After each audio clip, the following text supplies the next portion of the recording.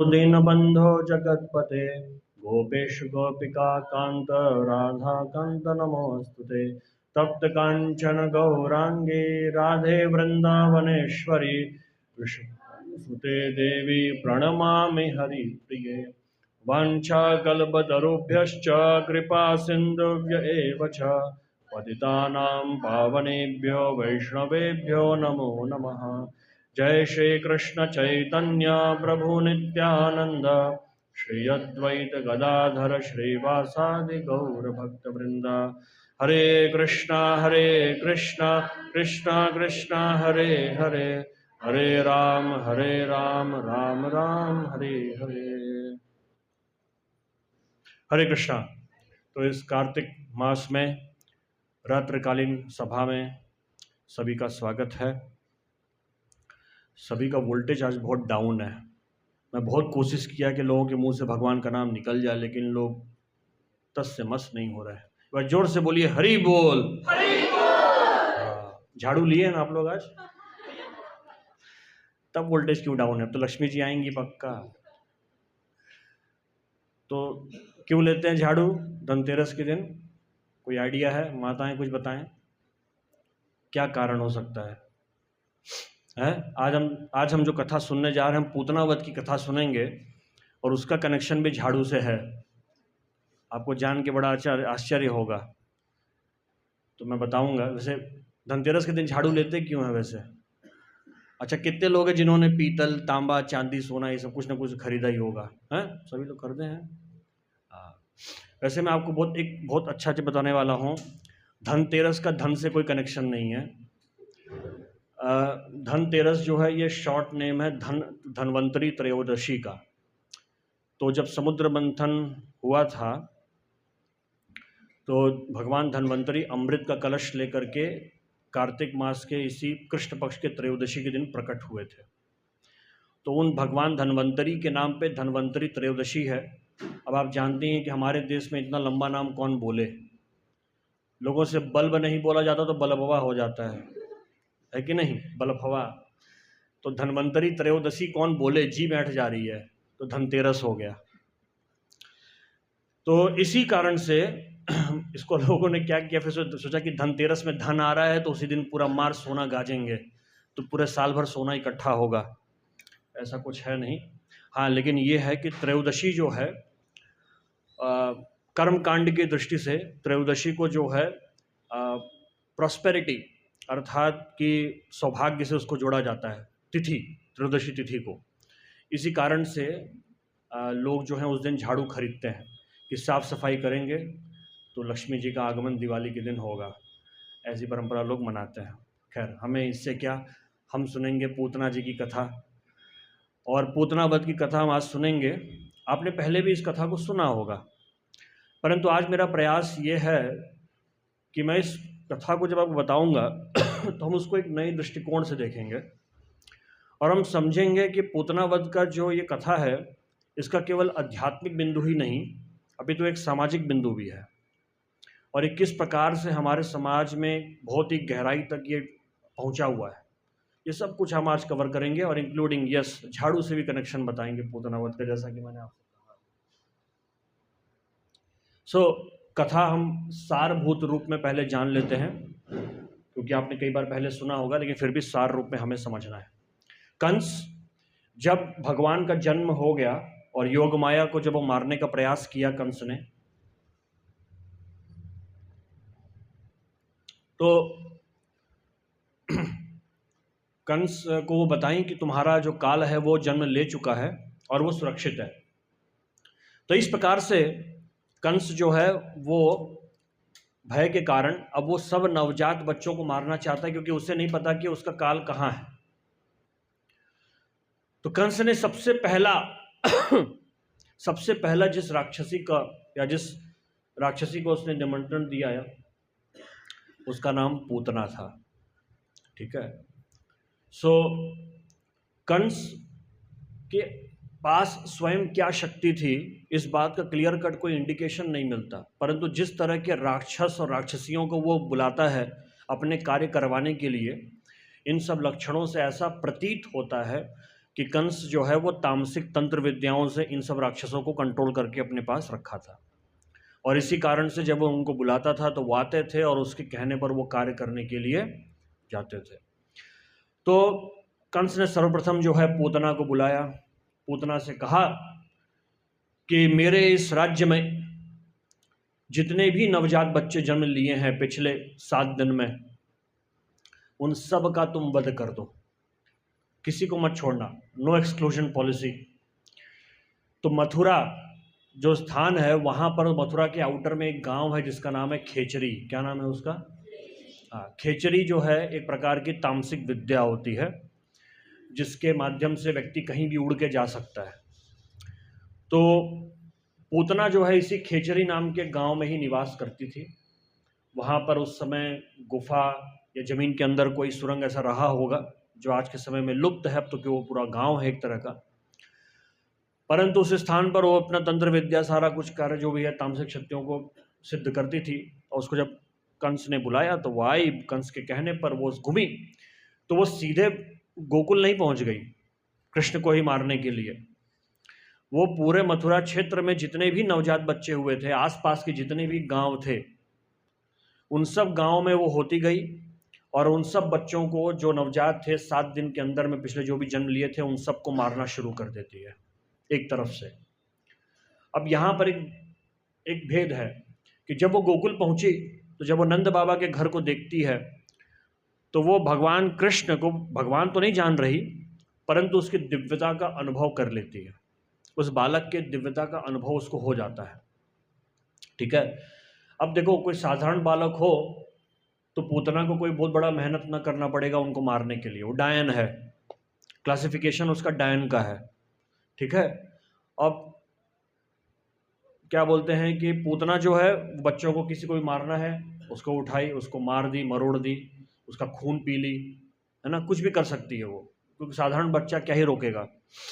लेकिन क्योंकि वो राक्षसी है, क्या बोलते हैं कि डायन है एक प्रकार की पिशाचिनी, तो वो क्या करती है कि वो देख के भगवान की दिव्यता को आभास कर लेती है और समझ जाती है कि इसको उसी साधारण प्रकार से नहीं मारा जा सकता।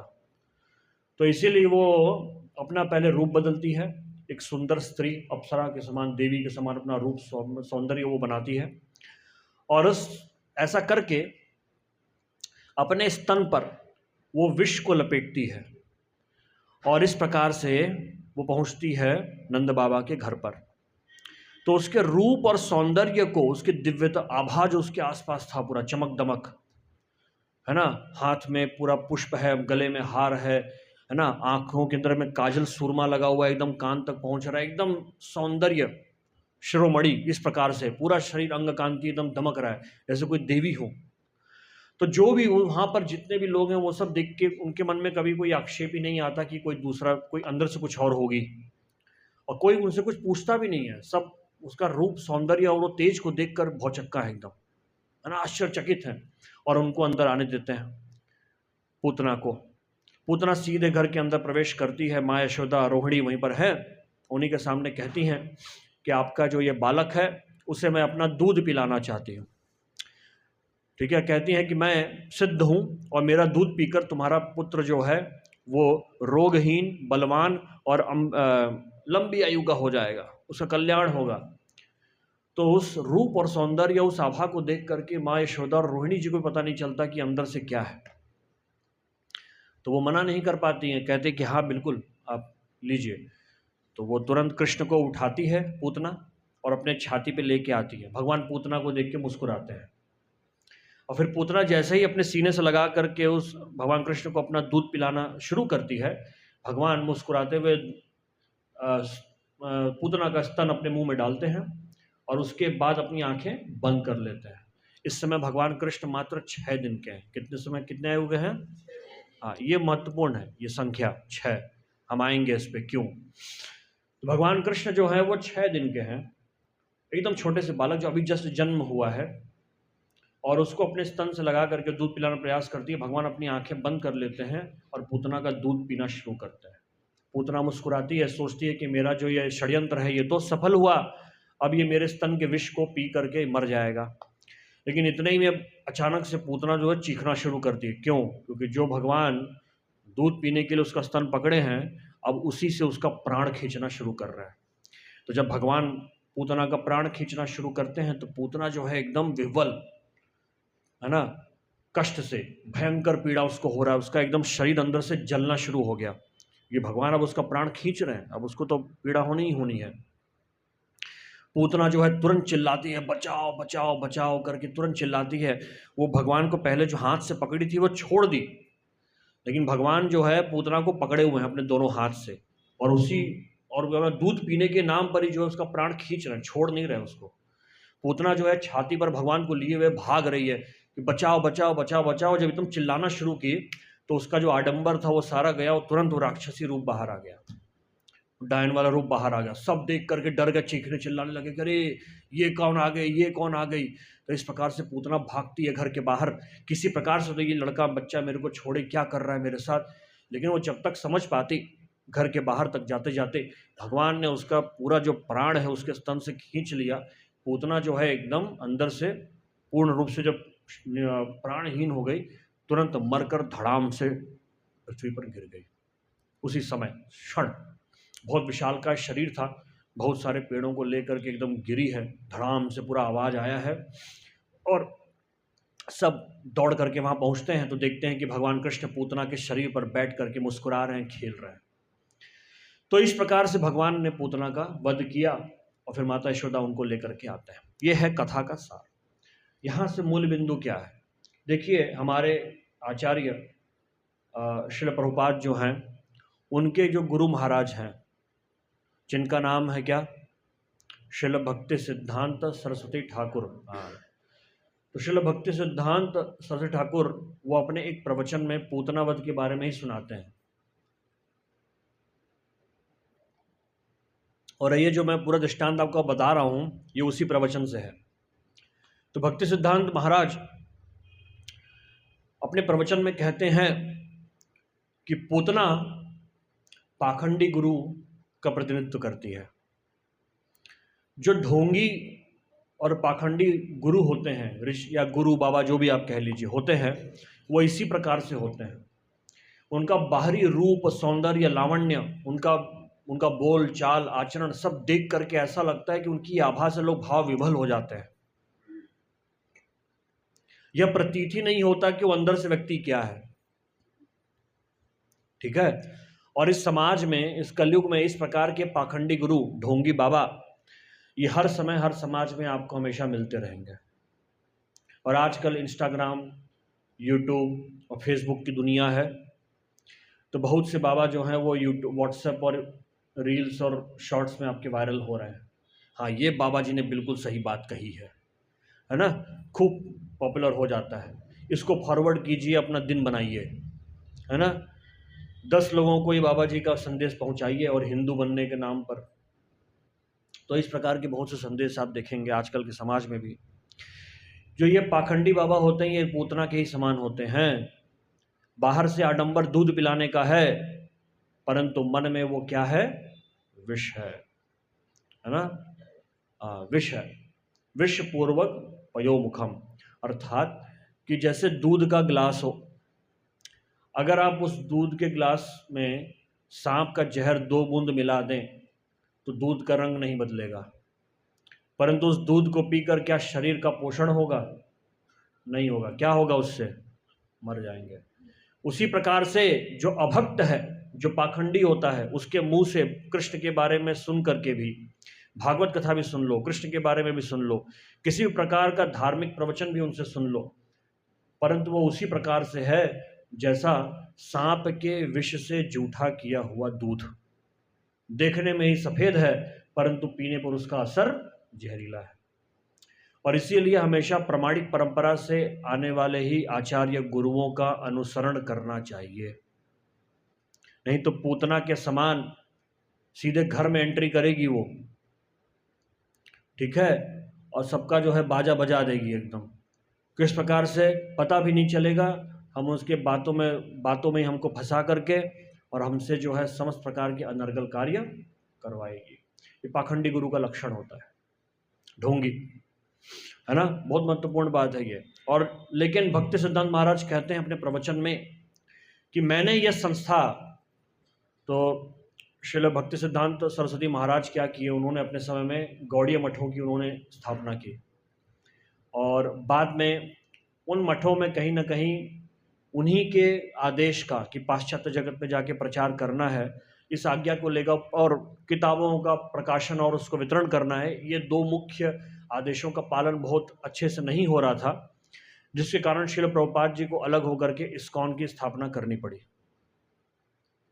ठीक है, लेकिन तो जो ये बात श्रील भक्ति सिद्धांत सरस्वती महाराज कह रहे हैं वो सबके ऊपर लागू होता है, संस्था चाहे जो हो, इस्कॉन हो चाहे गौड़ी मठ हो, सब पर लागू होता है। क्या कहते हैं कि मैं ये संस्था इसलिए बना रहा हूं ताकि जिनको कृष्ण भक्ति करनी है वो सब एकजुट होकर एक स्थान पर बैठकर भगवान के बारे में श्रवण कर सके, वो एक साथ संकल्पित होकर कृष्ण भावनामृत के मार्ग पर सदैव चलने का प्रयास करते रहे। लेकिन जैसे पूतना अपना वेश बदल करके आई तो माँ यशोदा भी नहीं पहचान पाई जो कि शुद्ध भक्त हैं, उसी प्रकार से इस संस्था में भी कली का प्रभाव होगा, इसमें भी गलत कुछ व्यक्ति आएंगे, इसमें भी कभी कभार कुछ न कुछ गलत सुनने देखने को मिल जाएगा।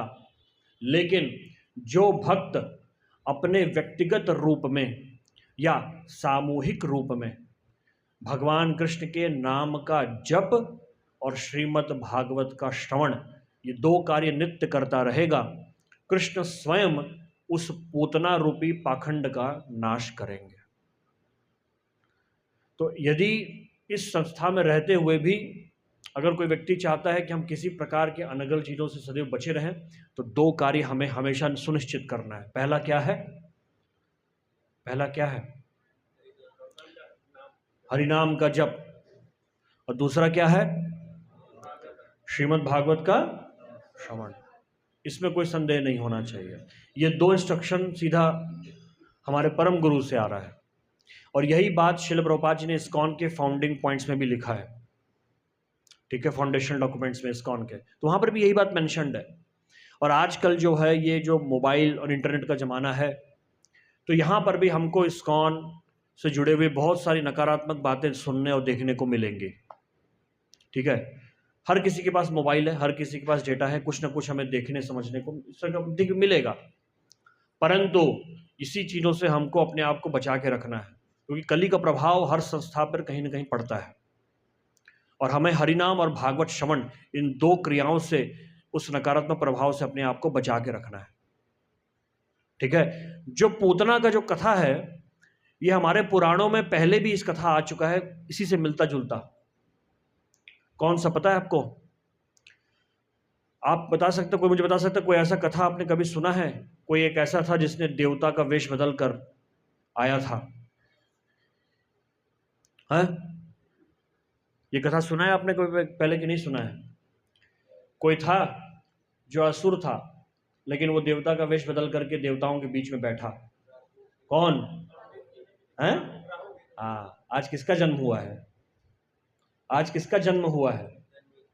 मैंने अभी लेक्चर के शुरू में ही बताया था, भगवान धन्वंतरी का। वो अपने हाथ में क्या लेके आए थे? अमृत लेके आए थे, और उसी अमृत कलश का अमृत पीने के लिए राहु, जो कि एक असुर है, उसने देवता का रूप लेकर देवताओं की पंक्ति में बैठ गया था। आ रहा है कि नहीं आ रहा है? सारा कुछ कनेक्ट हो रहा है। धनतेरस, अभी झाड़ू भी हम लाएंगे बीच में, भूलिएगा मत। सो पॉइंट यहाँ पर यह है कि किस प्रकार से, तो अमृत को पीने के लिए राहु भी अपना क्या किया था? वेश बदलकर देवताओं के बीच में बैठा था। पूतना भी भगवान कृष्ण को मारने की इच्छा से अपना वेश बदलकर आई थी। वहां भी देवता पहचान नहीं पाए थे, और यहां पर भी जो भक्त हैं वो पहचान नहीं पाए। वहां पर भी अंततोगत्वा उस राहु को मारने वाले या उसे गला काटने वाले कौन थे? भगवान विष्णु ही हैं। और यहां पर भी पूतना का वध करने वाले कौन हैं? दोनों में समानता आ रही है कि नहीं आ रही है? राइट? तो राहु क्या है? राहु है आडंबर। पूतना क्या है? पूतना है आडंबर, जो बाहर से गुब्बारा है, मैं बहुत बड़ा हूं, और गुब्बारा चाहे जितना बड़ा कर लो, अंदर क्या है उसके, क्या है उसके, हवा। एक पिन मारने की जरूरत है, बस पूरा गुब्बारा क्या हो जाता है, खत्म। तो इसी प्रकार का प्रभाव होता है। सोशल मीडिया, मोबाइल, इंटरनेट, ये पूर्ण रूप से ये पूरा सब कुछ जो है ये राहु और पूतना है। जो चीज है नहीं आपके सामने, आप उसको देख पा रहे हैं, है ना, यही तो छलावा है।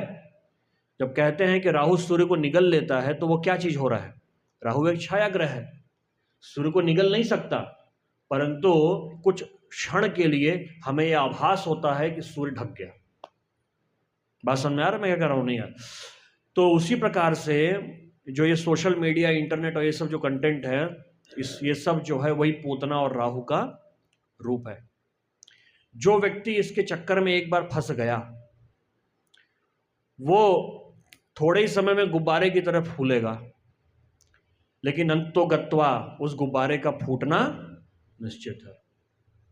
ठीक है, तो इसीलिए जब आप इन सब चीजों के संपर्क में आते हैं, संस्था के बारे में आपको कुछ नकारात्मक चीज सुनने को मिलता है, तो आपका उत्तरदायित्व तो क्या है। जैसा कि भगवत गीता में भगवान अर्जुन को कहते हैं, कुतस्त्वा कश्मलमिदम इदम विषमे समुपस्थितम अनार्यम अजुष्टम अस्वर्गम अकीर्तिकरम अर्जुना, कि तुम्हारे मन में यह कलमश आया कैसे, यह सब करोगे तो तुम अनार्य कहलाओगे, तुम्हारी कीर्ति नहीं होगी, तुम्हें स्वर्ग की प्राप्ति भी नहीं होगी, इसलिए उठो और युद्ध करो। तो अर्जुन कहते हैं कि नहीं नहीं नहीं नहीं, ऐसे कैसे युद्ध कर लें, अपने ही गुरु की हत्या का कारण मैं कैसे बन जाऊं, यह संशय तो मेरे मन में अभी भी है। तो आप कृपया करके, मैं अब आपका शिष्य हूं, पहले मेरे संशय का समाधान कीजिए।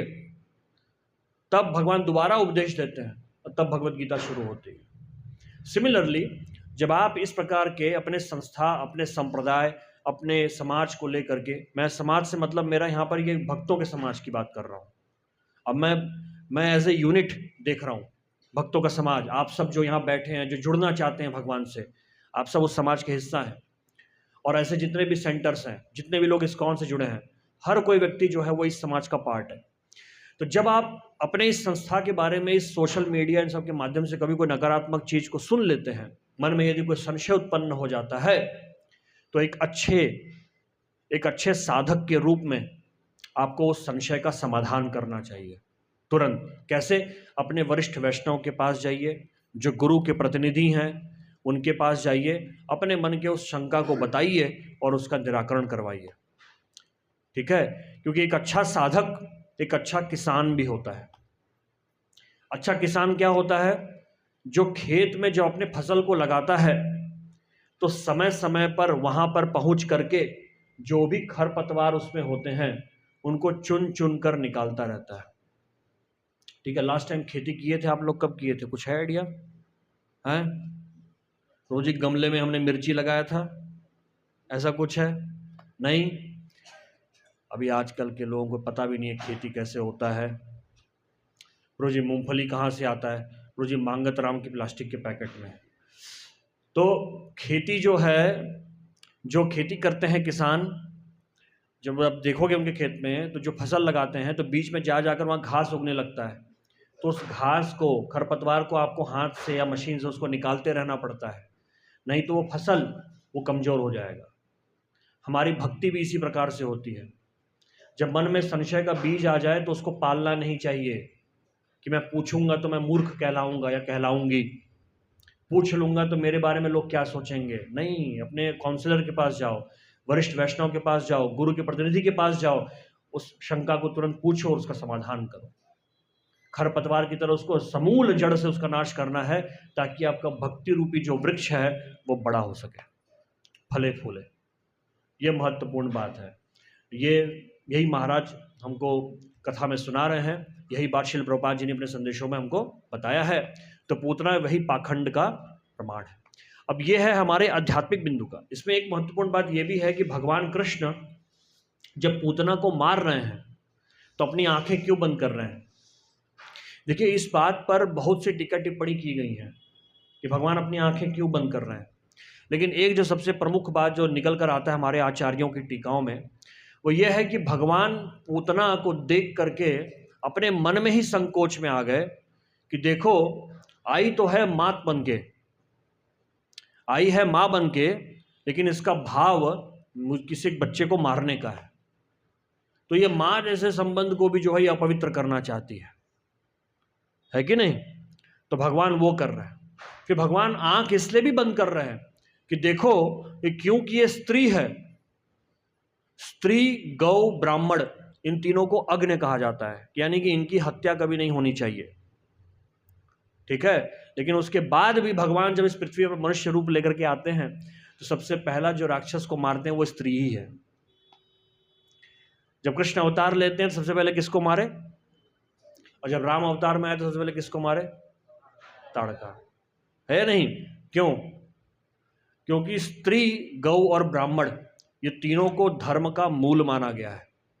अगर ये तीनों जो हैं अपने आचरण पर रहते हैं, गौ की सेवा होती रहे, अगर वो सुख शांति में है, ब्राह्मण का सम्मान यदि होता है पर्याप्त रूप से, और एक स्त्री का संरक्षण होता है, वो अपने आचरण को यदि मेंटेन करती है, तो समाज में सदैव धर्म स्थापित रहता है। और जब वही स्त्री अपने आचरण को त्याग करके उत्पात करती है तो वह अधर्म का मार्ग बन रही है। और यही बात विश्वामित्र जी ने राम जी को कहा, यही बात भगवान कृष्ण अपने मन में सोच करके आंखें बंद कर रहे हैं और पूतना का वध कर रहे हैं। बात समझ में आ रहा है, नहीं आ रहा है आपको? तो ये महत्वपूर्ण बात है। ये हो गया इसका आध्यात्मिक दृष्टिकोण। मैं आशा करता हूं कि आपको समझ में आ गया कि हमारे लिए पूतना का कथा कितना इंपॉर्टेंट है ना? ये ढोंगी, बाबा, आडंबर, इन सब से हमको बच के रहना है। ये इंस्टाग्राम रील के बाबाओं से सुनने में बहुत चिकनी चुकनी बातें होती हैं, परंतु अंदर में तत्व नहीं है। तत्व जो है वो संप्रदाय, परंपरा से आता है। बिना उसके सब कुछ खाली सेंटिमेंटल और इमोशंस हैं, रोना धोने से कुछ नहीं।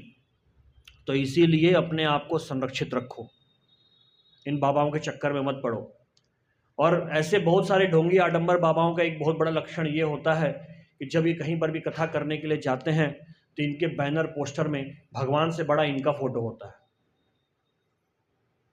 ठीक है। भगवान कहीं कोने में होंगे छोटा सा मुरली बजाते हुए, बैच की तरह कोने में, पूरा फोटो सब इन्हीं से, पूरा पोस्टर इन्हीं के फोटो से सजा होगा, राइट।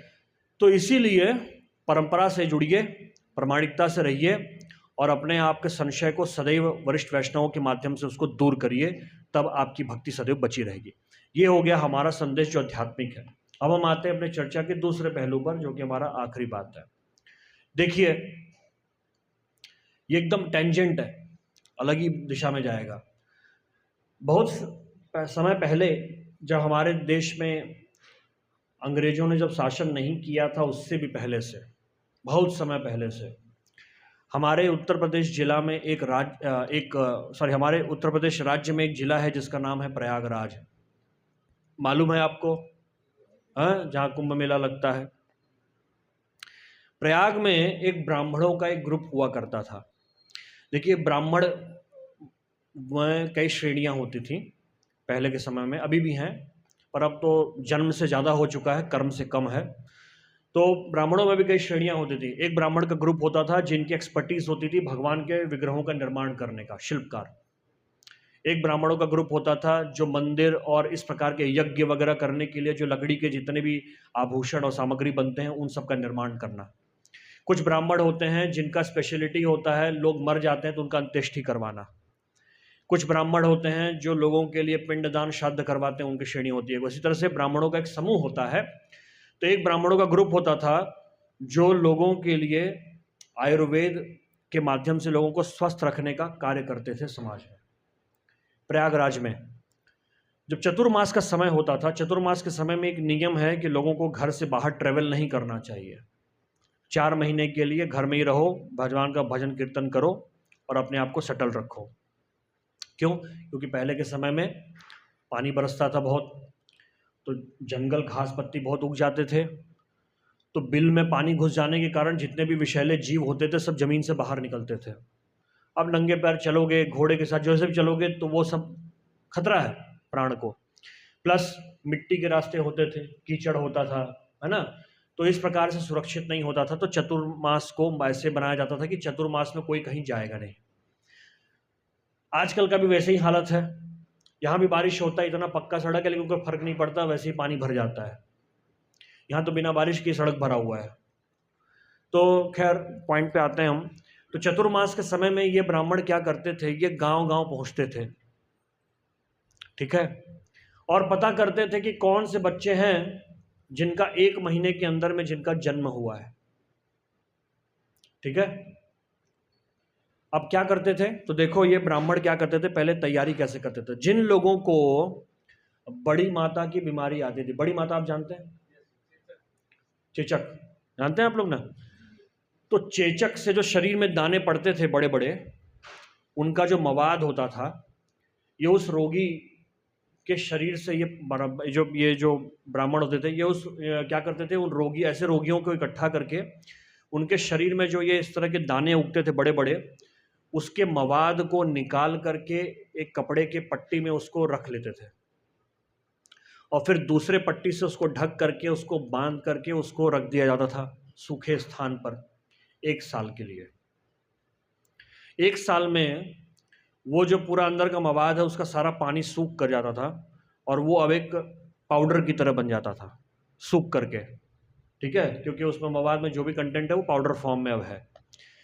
ये इसी पाउडर वाले बड्स को ले करके जो ये बनाते थे, इससे इस ऐसे सारे पाउडर वाले बड्स को ले करके ये ब्राह्मण गांव-गांव घूमते थे और इकट्ठा करते थे कि कौन से बच्चे हैं जिनका 1 महीने के अंदर में जिनका जन्म हुआ है।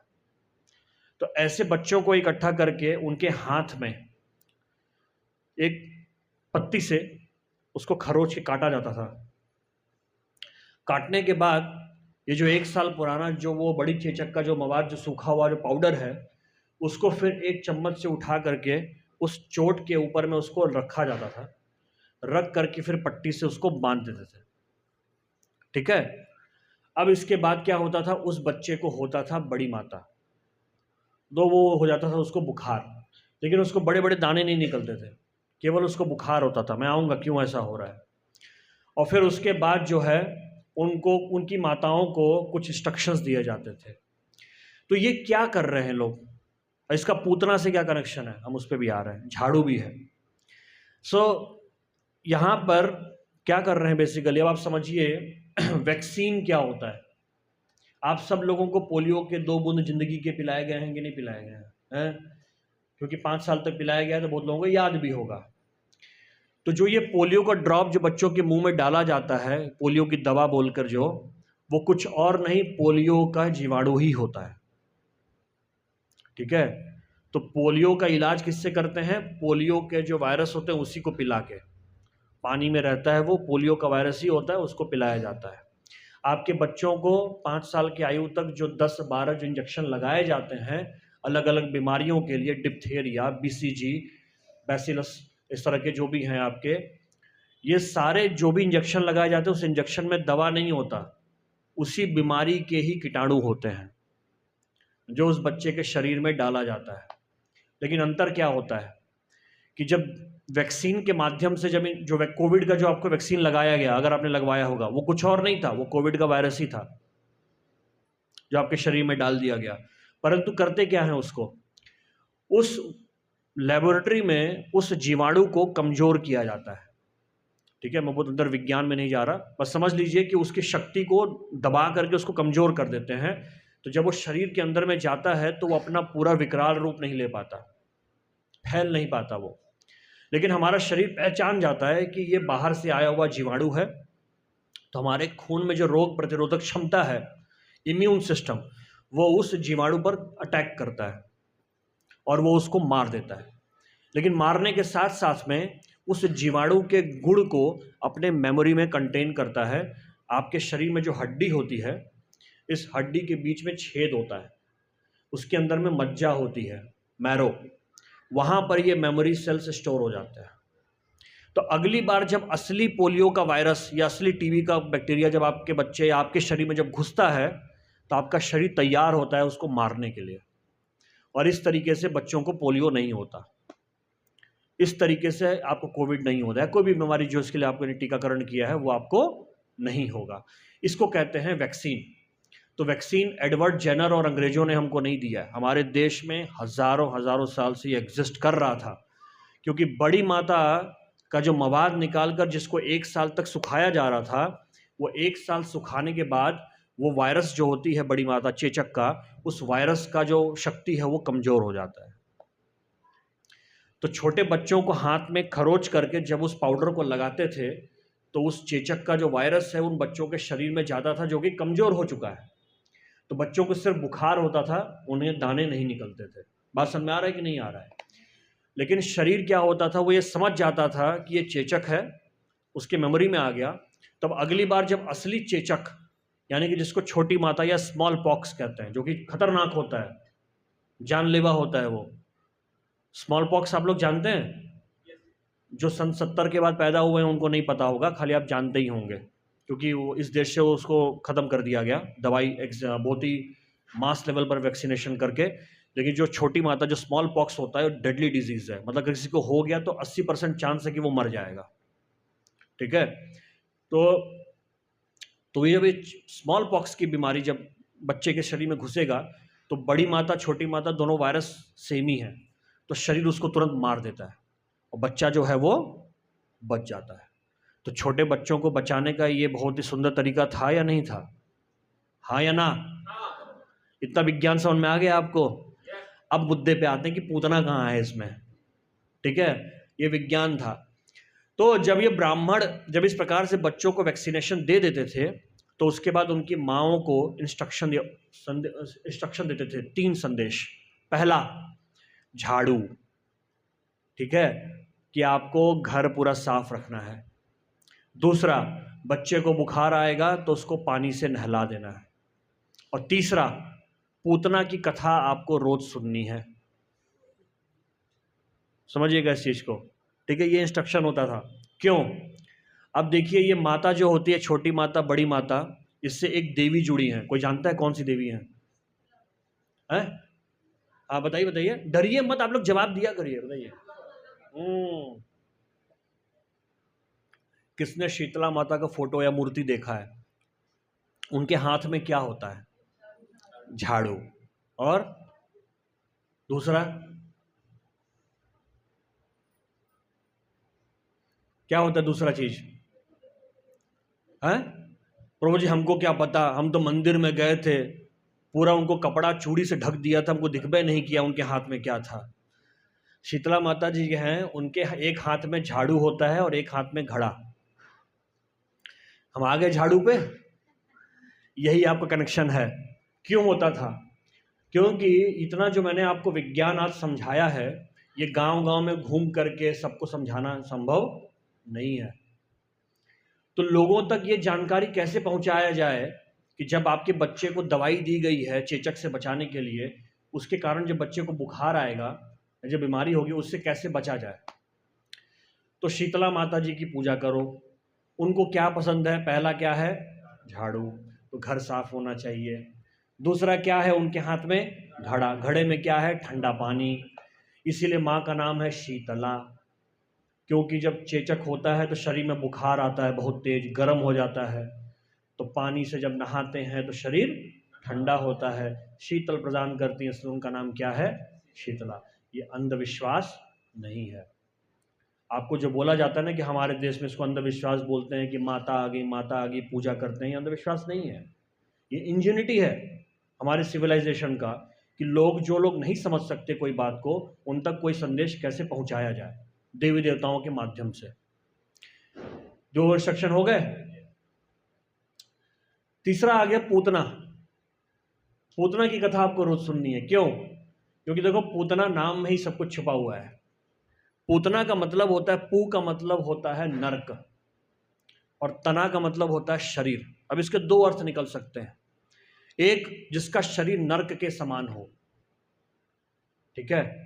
दूसरा, जिसके शरीर को देखकर नरक का आभास हो जाए, वो पूतना, ठीक है। और पूतना का एक तीसरा अर्थ भी ये भी निकल सकता है, जिसके शरीर से पूह यानी कि दुर्गंध यानी कि पस निकलता हो, यानी कि चेचक की बीमारी। समझ में आ रहा है नहीं आ रहा है? भगवान कृष्ण को मारने के लिए पूतना जब पहुंची थी, तब उनका आयु क्या था? 6 दिन का। जो यहाँ पर माताएं बन चुकी हैं, जिन्होंने बच्चों को जन्म दिया है, उनको पता है कि जब आप अस्पताल से बच्चे को डिलीवरी देकर जब घर वापस आते हैं, तो एक पूजा की जाती है। कितने दिन पे होता है वो पूजा? 6वें दिन होता है वो। क्यों होता है वो पूजा 6वें दिन? क्योंकि 6 दिन तक बच्चे और माँ को सूतक लगता है, उन्हें एक कमरे में रखा जाता है जहाँ पर कोई उनको छू नहीं सकता। ऐसा था कि नहीं था आपके साथ में? क्यों था? क्योंकि उस बच्चे का इम्यून सिस्टम खतरनाक अभी है ही नहीं, तो बाहर से कोई चेचक की बीमारी लेकर आएगा, छुएगा, बच्चा मर जाएगा, तो इसलिए उसको दूर रखा जाता है। नहीं समझ में आ रहा है आपको बात? तो पूतना वही चेचक की बीमारी है जो 6वें दिन पहुंचती है, और पूतना कृष्ण के पास डायरेक्ट नहीं पहुंची। किसके पास पहुंची है? पहले पूरे अलग अलग गांवों में घूम करके सब बच्चों को मारी है। जब चेचक की बीमारी फैलती है ना, तो पूरा का पूरा गांव में बीमारी फैलता है, क्योंकि बहुत ही भयंकर संक्रमण होता है उसका। अगर कोई व्यक्ति को हो गया है और आप उसके बगल से खाली 2 सेकंड के लिए गुजर गए, तो देयर इज अ 90% चांस कि आपको भी हो जाएगा। इतना संक्रमण होता है चेचक की बीमारी का।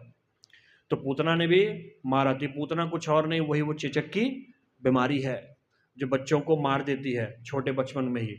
तो पूतना के कहानी को रोज सुनाने के लिए क्यों कहा जाता था? ताकि जो माताएं हैं वो सचेत रहें कि चेचक की बीमारी से आपके बच्चे को बहुत बड़ा खतरा है। बात समझ में आ रहा है कि नहीं आ रहा है?